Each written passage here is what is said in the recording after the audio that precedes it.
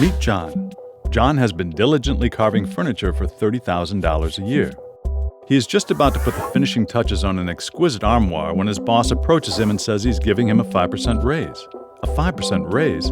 That's $1,500. John is elated and about to thank his boss when he realizes that having his salary raised this amount of money will place him in a higher tax bracket, which will raise his federal income taxes to the point where he will actually be making less money because of the raise.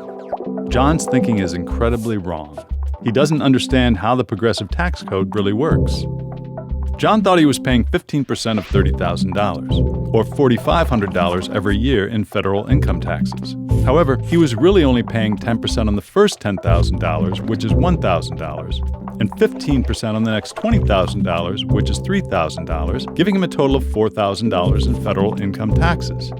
You only need to pay the higher rate for any income above the threshold in question, not on everything.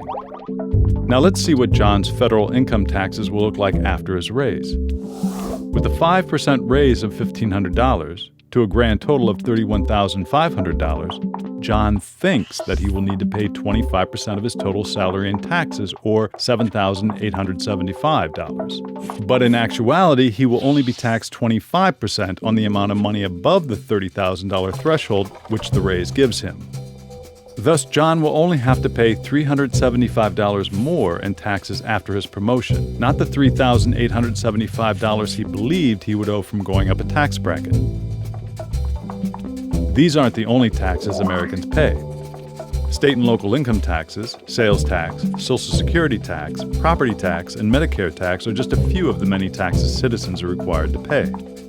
There are additional amounts taken out of paychecks for retirement, healthcare, and various other benefits or costs associated with their jobs, which certainly have the effect in some cases of a paycheck being smaller after a raise. But that isn't because of federal taxes or the federal government. In fact, because of the progressive nature of the federal tax code, it is impossible to make less money because of your federal taxes after moving to a higher tax bracket. So, next time you get a raise, you will now know that a higher tax bracket doesn't mean you're losing money at all.